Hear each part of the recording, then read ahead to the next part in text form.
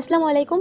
আজকে আমি আপনাদের মাঝে স্কিন কেয়ার ভিডিও নিয়ে চলে এসেছি। তো প্রথমেই আমি ২ টেবিল চামচ কফি পাউডার নিয়েছি, ১ টেবিল চামচ বেসন নিয়েছি, আর নিয়েছি একটি পুরো টমেটো। আর টমেটোটা আমি যেহেতু ছোট সাইজের নিয়েছি তো পুরোটাই নিয়েছি।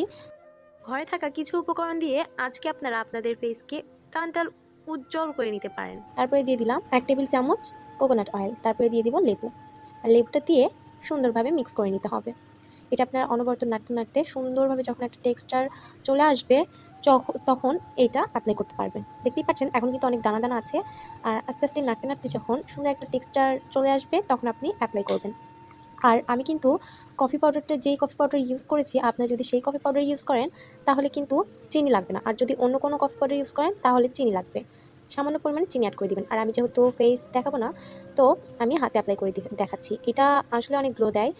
এটা আপনারা অবশ্যই ইউজ করে দেখবেন অ্যান্ড রেজাল্ট আমাকে জানাবেন।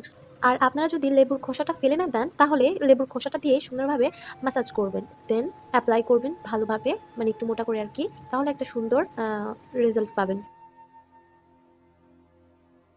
সো আপনাদের যদি ভিডিওটা ভালো লাগে তাহলে আমাকে লাইক কমেন্ট শেয়ার করে দিবেন অ্যান্ড আমার পেজটা ফলো করে দিবেন, অ্যান্ড ইউটিউব থেকে দেখলে সাবস্ক্রাইব করে দিবেন। Thank you.